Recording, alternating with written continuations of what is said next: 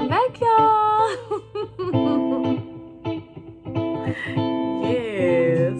You've officially tuned in to the Epiphany Podcast, and I'm your host, Joanna Lynn. Thanks for joining me on my journey. Every single time I growth, hear this, I get so excited. And most importantly, transformation. You've got a front row seat, so Please take don't my get tired hand of as me. we journey together. We're on the Epiphany, y'all.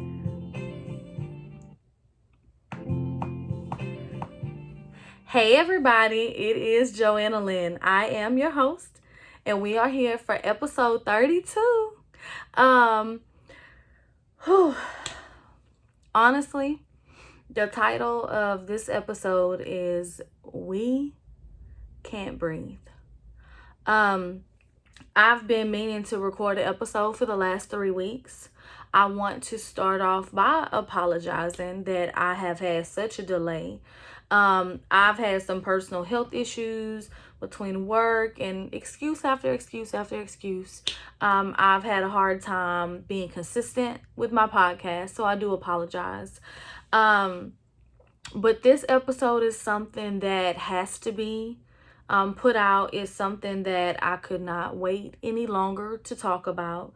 So we're just before we get started, I'm going to let you know, yes, hopefully you're live streaming this on Facebook, but I do have my podcast platform, which is on all, my podcast streams on all platforms. I have Apple Podcasts, Google Podcasts, Podbean, Spotify, iHeartRadio, and YouTube. So if you don't get a chance to listen, or if you don't have time to watch the video, please go listen on one of those platforms. Feel free to subscribe, leave me a rating, share me with your friends and family. I greatly appreciate it. Your feedback is much welcomed. So this is episode 32, the Epiphany Podcast, and it is the Black Truth from a White Woman. Before we even get into the episode, first and foremost, I want to ask everyone to stop. If you feel like this is not a topic that you are able to discuss without anger or frustration, I'm asking that you just stop, say a prayer, meditate, breathe in, breathe out, whatever you need to do to calm yourself.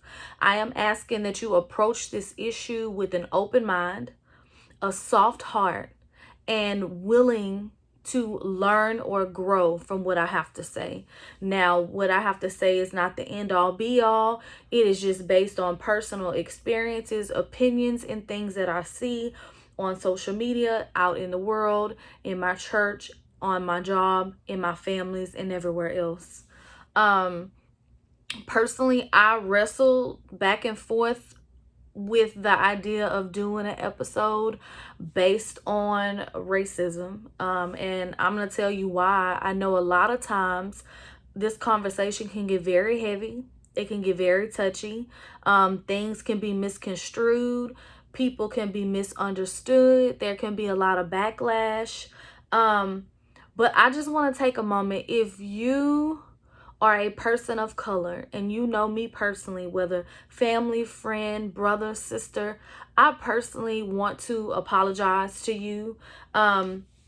Anyone who knows me, I know you may feel like I understand what you're going through and that you can talk about it with me, but I just want to apologize for delaying this podcast episode, not necessarily podcast episode, but delaying this topic, delaying talking about this in public. For a long time, I cannot honestly say afraid of how other races would react, but I'm just very careful with sharing my heart because I know that in any race, any community, things can be misconstrued. So I was very hesitant, but the fact is, getting upset, understanding the issues, it's not going to change them. And I don't have the right to choose how God intends to use me. If I have knowledge or understanding or wisdom or grace or anything over any area, that's what we're called here to do, is to preach the gospel, to teach, to talk to people. So that is what I'm here to do. I'm choosing today to speak for those who can't speak. People like George Floyd, Ahmaud Arbery, Breonna Taylor, Philando Castile, Sandra Bland, Alton Sterling, Trayvon Martin, all of those people that can't speak for themselves, that cannot justify or defend themselves. I want to speak for them today. In their place, I want to open my mouth, and I choose to no longer be silent. So we're just going to kind of go right on into the episode. If you have any questions or concerns, feel free to drop it in the comments or message me privately. I'll be glad to reiterate or rediscuss anything. I'm going to try to squeeze all of this information into a really short episode, and that's almost impossible because peeling back the layers of racism stems from hundreds and hundreds of years ago, and that's not something that I physically am able to conquer, but this is just a step and a call for justice. I feel like in any situation, if we're not knowledgeable, we can't handle the situation properly. So that is the reason for me speaking out. I want to bring awareness. I want to educate. I want to have a safe place for people to openly communicate, to discuss, and to not only talk about natural feelings and emotions, but their spiritual beliefs and what the Bible says and what God says and how God feels. So first and foremost, the Black truth. The most gut-wrenching thing is I cannot understand why a Black man has to die in order for us to get emotional and feel prompted to demand justice. Why does it take a lost life before we reach this extreme of, oh, something's got to change. Oh, not in my country. Why do we have to wait to this point? Why couldn't we have done something before it got this far? We do realize that this isn't something that happened overnight. It's something that's been going on. I want to address, before we go any further, one of the very first rebuttals that you will ever hear from any person who does not understand the magnitude of what is going on in the Black community is they will throw at you Black on Black crime and the statistics and the crime rate. But I want you to understand the difference between Black on Black crime and police brutality. First and foremost, Black on Black, white on white, pink on pink, Mexican on Mexican, Asian on Asian, it doesn't matter. I'm not one to read statistics. I'm really honestly not one into politics. And I'm going to tell you why. I'm more of a creative person and I just don't have the time to sit there and study it. But I'm going to tell you one thing I know for a fact. Statistics are skewed. They're skewed based on reporting errors, based on findings. Most Black deaths aren't even listed as a murder. They're listed as self-defense. So that classifies it completely different. I'm not speaking from something that I researched online. I'm speaking from direct personal experience. But a civilian murdering a civilian is punishable by law. It's something as simple as you upset me, you stole from me, you slept with my husband, you raped my daughter. It's a display of whether I shoot you, whether I punch you, whether I end up murdering you, or whether we end up just getting in a fight. It displays anger, it's rage, it's frustration, it's discontent. It's a conflict of interest, a conflict of opinion, but it's not caused by a conflict of race or racial discrimination. The problem with police brutality is that police brutality is abuse of a position of authority that's fueled by internal hate with the intention of targeting or narrowing someone solely based upon their race. It's the direct use of brutal force against someone Not because of the crime they committed, not because they're guilty, not because they're accused, but simply because they're Black. Again, I can't tell you word for word. I'm not a police officer. I don't know one close enough to ask. But one thing I do know is that police brutality and murder of Black men or Black people in general has become way too normal for me. There was a post that I saw from Will Smith that said racism isn't getting worse, it's getting filmed. And that is so true, because I cannot understand for the life of me. I don't care if there's 10,000 Black on Black crimes. That is not the same thing as one case of a white police officer or Mexican police officer killing a Black person. Because the fact is, when you talk about, again, civilians out in the regular world, we're regular people. We could be high, we could be on drinking, we could be upset, we're subject to our emotions. Things happen. But the reason for the police force, the reason for authority is to protect us. They are trained in tactical, physical abilities. They are trained in mental understanding, people's mental ability, understanding that when people are intoxicated, they react differently. They're educated on gun safety. So I cannot for the life of me understand how they keep getting away with that self-defense motive. Self-defense? That's something I would say against you. Yeah, if you jumped on me, I'm defending myself. As an officer, you are above a civilian.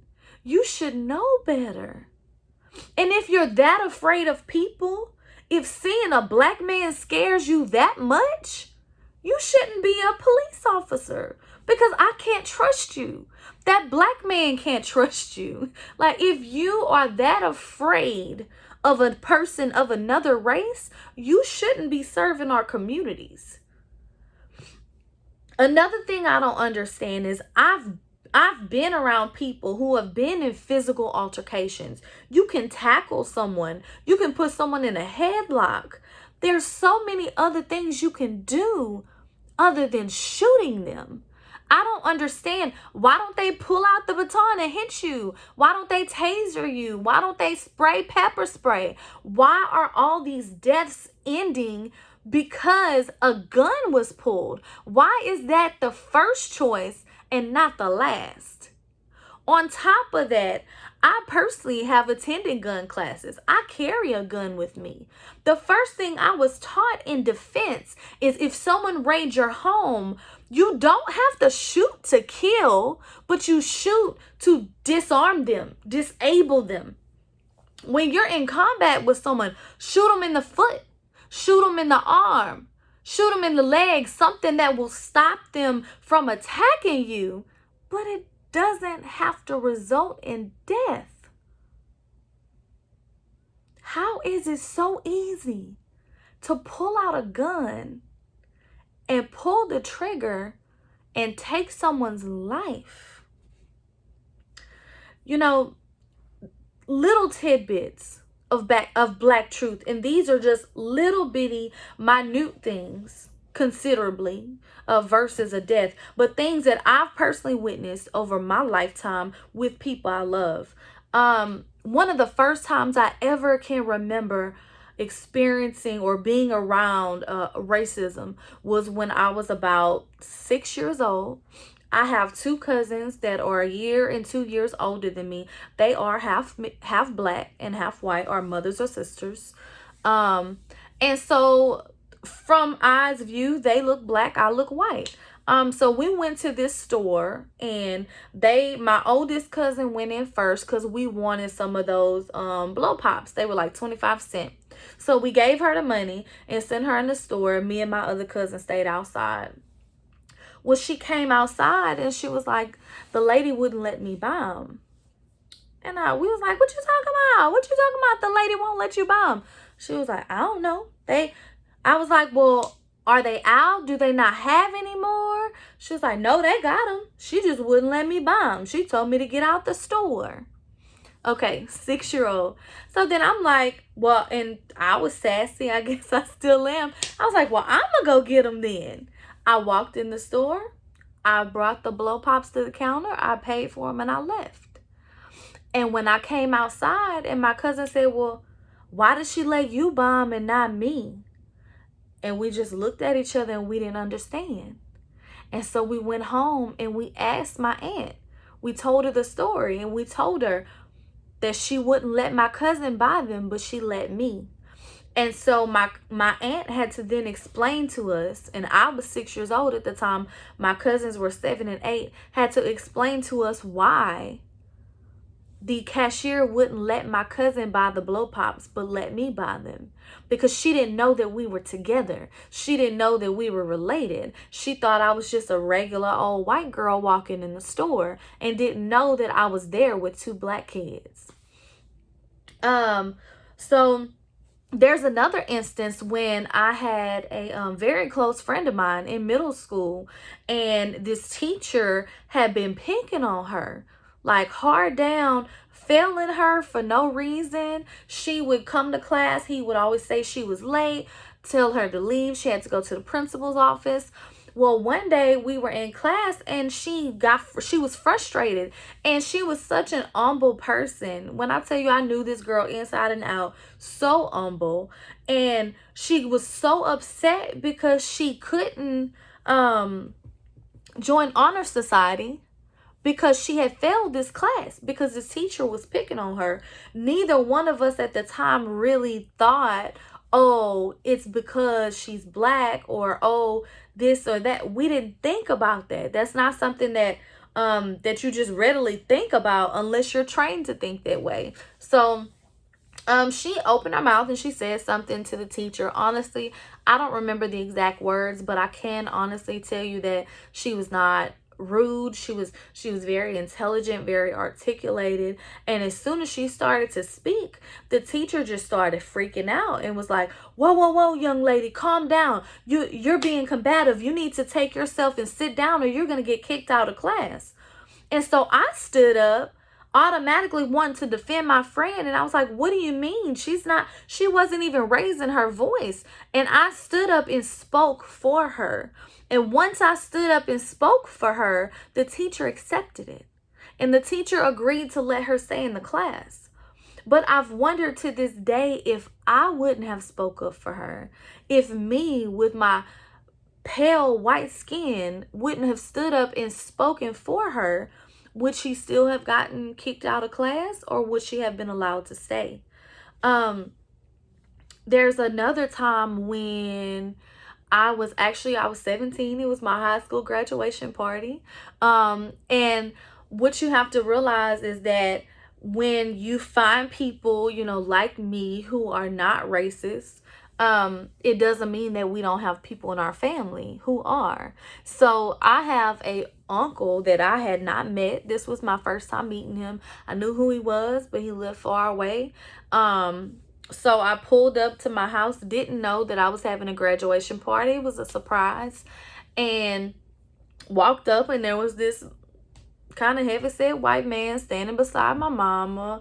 And I was like, well, mama, who is this? And she was like, well, this is your uncle so-and-so. And so I reached out my hand and I said, hey, I'm Joanna. And he just looked at me. He refused to raise his hand. And he leaned forward and said, why do you talk like that? And I looked, and if anybody knows 17-year-old Joanna, she wasn't as saved and sanctified. I was always sweet, but I was very quick at the mouth. So I immediately went in. I was like, what you mean the way I talk? Like, I don't even know you. You can go home for all I care. Like, I was so frustrated and so aggravated because I knew what he meant. He didn't have to say it out loud. He didn't have to ask any questions. Anybody who I've ever talked to, they can laugh about it. We can joke about it. Most people say that when they hear me talk, that I sound black. So that was his thought.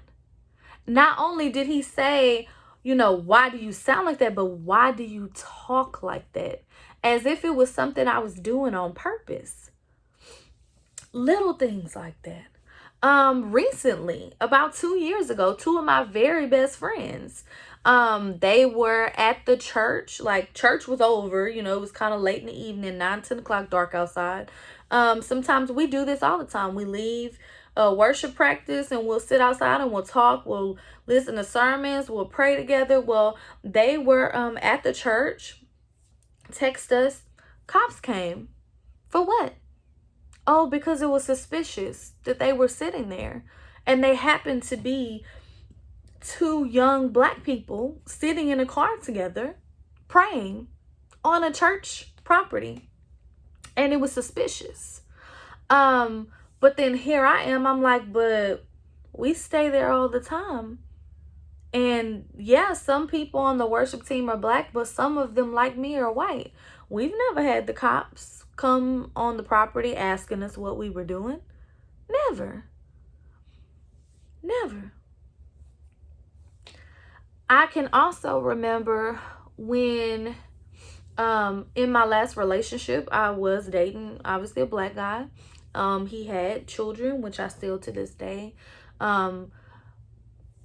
call they're mine. They aren't just my stepchildren, they're my children. Well, my youngest son was diagnosed with diabetes, type 1 diabetes, and he was 14, almost close to getting to the age of driver's ed. And so we went to his endocrinologist and just going over things of things that you should pay attention to. Being diagnosed with diabetes is a life-changing thing. So this doctor, and she was of Indian descent. She was a little bit, well, probably twice my age, but she was Indian, and she kind of looked at me and she said, Miss Payne, when he gets ready to drive, you should get him a handicap license plate. And I was like, a handicap? I mean, he's not handicapped. What you mean? And she just kind of leaned over very seriously and she said, well, if he ever gets pulled over, I don't want the officer to believe he is intoxicated. So it's best if we get him a handicap license plate so they will know when they pull him over that he has some form of disability. When I went home and realized that even this Indian woman was telling me something that I'm very well aware of, that this young man who hadn't even got his driver's license yet and who was diabetic and could be falling into diabetic coma and needing medical care would instead be taken to a prison because he was judged because the color of his skin.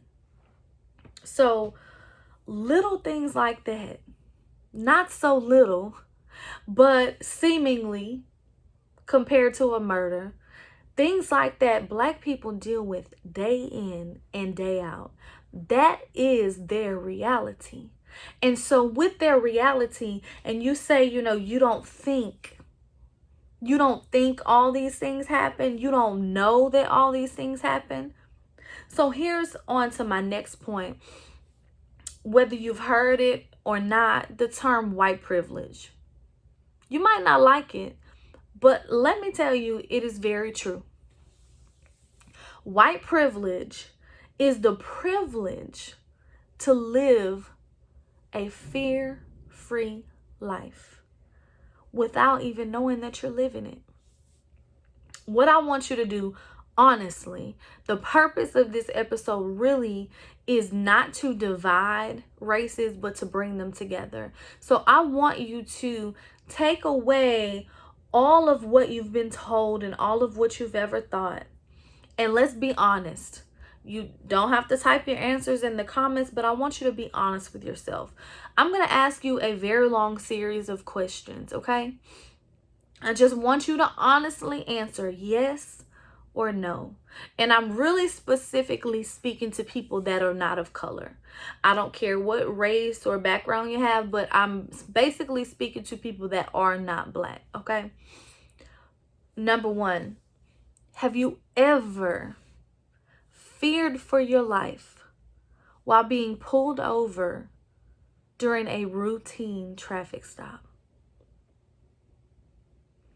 Have you ever been arrested for looking like the suspect of a crime that you never committed? Have you ever thought that it was inappropriate or even too late to buy a bag of Skittles because it could be mistaken for something else? Have you ever thought that taking a simple trip to the corner store may result in your death? Have you ever questioned if it was okay to wear a hoodie while walking down the street? Have you ever had to worry about being perceived as angry or combative when answering a simple question? Have you ever worried that a police officer would break down your door and shoot you while you were watching TV in the comfort of your own home? Have you ever had to instruct your teenage child to not drive in certain neighborhoods? Have you ever had to stand and allow someone to curse at you, spit on you, or degrade you, all while you say not one word? Have you ever had to explain to your young child that another kid in their class doesn't like them simply because of the color of their skin? Have you ever been asked to leave an establishment or a place of business for no apparent reason at all? Have you ever been followed in an establishment or place of business? Have you ever been refused service at a restaurant, a hotel, a spa? Have you ever been denied acceptance into a school or university, even though you met the academic qualifications? If you answered no to any, and more than likely, potentially all of those questions, then you, my friend, are a victim of white privilege. I say victim because you may not know it, but now you do. So now you're not a victim. Now you have to take your white privilege and you have to empower with it. Use it for good now that you're aware. So the recent video of George Floyd with his neck being kneeled on by a police officer for almost 5 minutes that resulted in his death. Did you watch it? Why did you watch it? Did it make you sick to your stomach? Was it gross? Did it disturb you in any way? Because let me tell you, I watched it. I watched it multiple times because I never want to forget. I never want to forget that what happened to George Floyd is a very real part of a Black person in America's reality. I may understand the issues. I may take up for Black people. I may advocate for them. And I may support them. Because I do. But the fact is, I'll never experience. That's what true white privilege is. You could say you understand. You can say you're angry. But at the end of the day, when you will never have to worry about experiencing something like George Floyd or Ahmaud Arbery, when you don't have to worry about that, when that's not your daily concern or daily prayer, that is white privilege. So, on top of people walking around with white privilege and not knowing what it is and not knowing what to do with it, we have to realize that the Black community has been whitewashed. We live in a country where everyone has been taught that white is right. Presidents and founders were all white. Cartoons and movies. Everything in our country that has been celebrated in the past is all based on white standards. Where did these standards come from? We're just now able, little Black boys and little Black girls are just now able to read a comic book, to watch a movie, to see someone that looks like them, to give them an example or something to go on. We have to realize that as children, what we see, just to even take it away from race, I talked about this the other day with a friend of mine. I've been overweight for a very long time, but a common misconception that I had was when I was a child, my mother was overweight. So I always assumed that I would be because that's all I saw. I didn't have anyone in my life eating healthy and working out. I didn't have that example. So these Black children need to see positive Black examples. Why is it that Black women are taught that their hair has to be straight to be beautiful? Why? We judge everything on good hair and bad hair. A white woman, I've heard, can wake up and go. It's funny because one of my Black friends said I'm the only white girl she's ever seen physically do her hair every day. That was kind of funny to me. But I know a lot of white girls who will get up, run their fingers through their hair and go. Throw it in a ponytail and go. Don't wash it. Don't comb it. Don't shampoo it. Don't straighten or curl it. Get up and go. And that's accepted in our society. But if a Black woman gets up and goes, doesn't comb her hair, doesn't wash her hair, doesn't press or flatten or straight iron or braid or do anything to her hair, it's considered unkept. When it naturally grows that way. You have white women that go and curl their hair and create frizz to get volume, and it's the exact opposite, and that's okay. They can walk around, some of them look like they just got struck by lightning, and that's okay. But if a Black woman's hair isn't straight or silky or long, it's not good? How is that? In what world is that okay? The way you talk. That's something that I talk about a lot. It drives me crazy. Ever since I was younger, I have had so many of my closest sisters that are Black. And they talk very eloquently, very educated, they speak with diction, proper grammar, something to be proud of. But most times they'd come up to us and say, you know what, y'all need to switch bodies. Because you talk black and she talks white.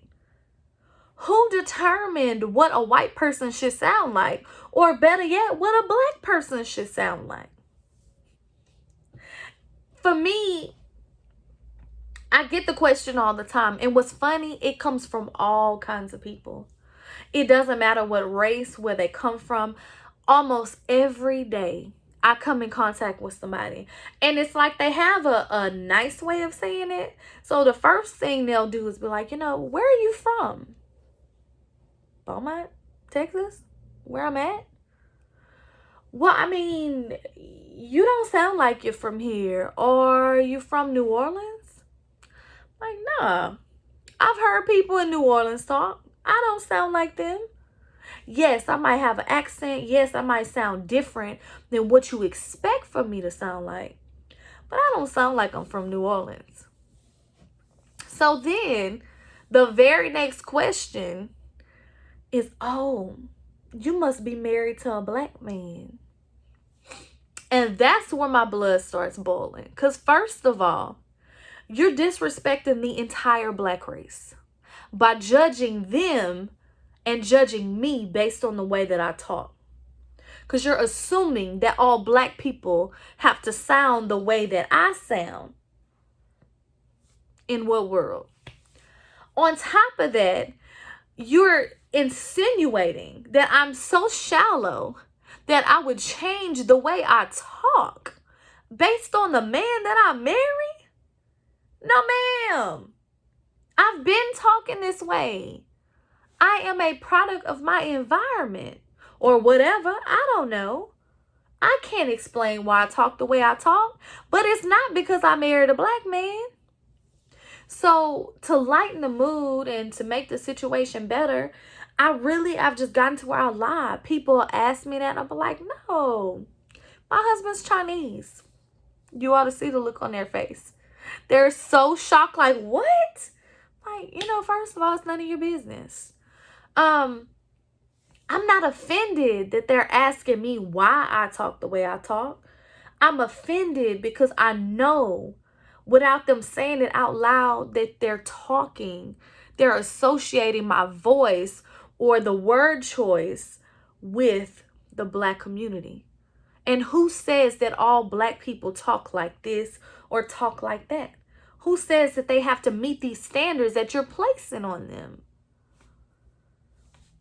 I mean, even most recently, we had that O'Neal guy from King Crabs that came to Beaumont and left. And the post that he put about, he basically assimilated black women, was talking about how they're not light enough for him. Since when did you have to meet a certain skin shade to be beautiful? I personally think all black is beautiful. The God honest truth is, I hate this little pale white skin. You know why? Because I can't even go to the beach without burning. My skin peels off. Like, y'all can go to the beach. You can't see all. When you look at my veins, I look like an old person. I see all these blue veins. Like, I don't like that. I don't like being translucent. But why is it that black people are judged to standards that they didn't set for themselves? Again, this is a conversation that's going to go way, way back. But the fact is, black people live in a society where they have to walk on eggshells. They're not accepted, and simply for what? Why do we have to justify a murder because of a skin color? Why does anybody have to lose their life? Why? But more specifically, why does a black man or a black woman have to lose their life simply because they're black?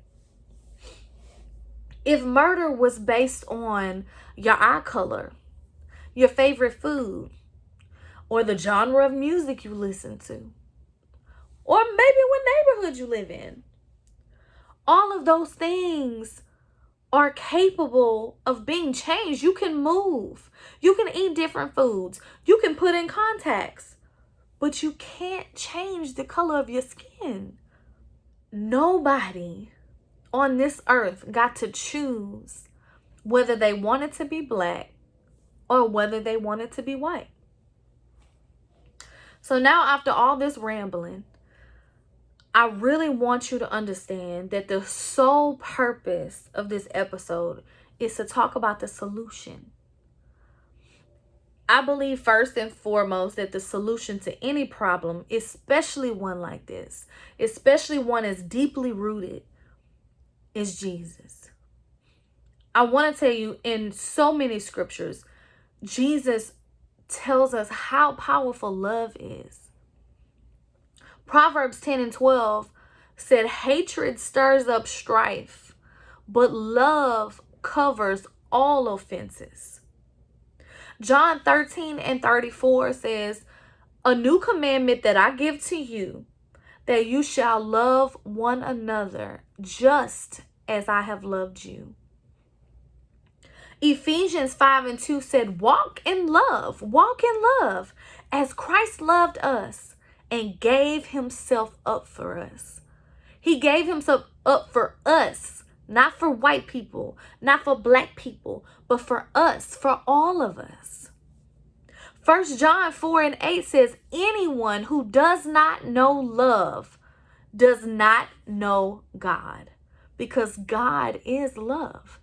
So if you believe in God, you believe in love. And love is not left or right. Love is everywhere. God is everywhere. It's all encompassing. On top of love, we have to understand. And we have to understand that we were all created by God. Genesis 1:27 said that God created mankind in his own image. In the image of God, he created them. Ephesians 2:10 says, for we are God's masterpiece. He created us in Jesus Christ, so we can do the things that he planned for us. That's white people, black people, Asians, Mexicans, Indians. We are all God's masterpiece. Isaiah 43:7 says that everyone who is called by my name, whom I created for my glory, whom I formed and made. Psalms 103 says, know that the Lord is God. It is he who made us, and we are his. We are his people, God's people, and sheep of his pasture. So we have to love, we have to understand, and we have to speak for those who can't. So Philippians 2:4 says, let each of you not only look to your own interest, but also to the interest of others. So when you see other people hurting, it is your job to look to their interests, to help them. 1 Thessalonians 5:11 says, therefore encourage one another and build one another up, not tear them down, but build them up. 1 Corinthians 10:24 says, let no one seek his own good, but the good of his neighbor. Not his white neighbor, not his black neighbor, not his Mexican neighbor, but his neighbor. Romans 15:1 says, we who are strong have an obligation to bear with the failings of the weak. We have to stand up for our brothers and sisters. They need our help. Please, please, don't be silent.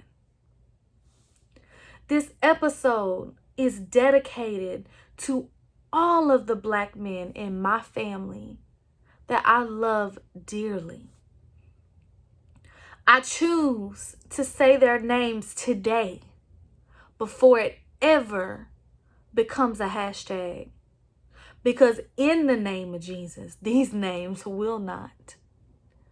John, Delton, Isaac, Devontae, Dashton, Charles, Evan, Farron, Robert, Wilbert, Floyd, Chandler, Terry, Josh, Trustin, Aaron, Caleb, Desmond, Alex, William, James, Israel, Larry, Sean, Isaiah, Brandon, Randy, Elijah, Tyrone, Braden, and Joe.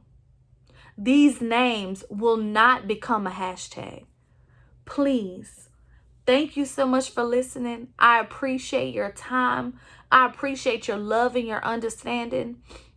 Guys, we have got to come together. We have got to stand against this injustice. We cannot let another person die for not doing anything, for breathing, for jogging, simply for living inside of Black skin. We can't allow it. And I'm not going to sit back and not say anything. So thank you for tuning in. Please, if you have any questions, again, I'm on Facebook, Joanna Lynn. Instagram, I am Joanna Lynn. Epiphany Podcast streams on Apple, Spotify, Google, Podbean, iHeartRadio, and YouTube. Thank you for tuning in, and until next time. Mwah!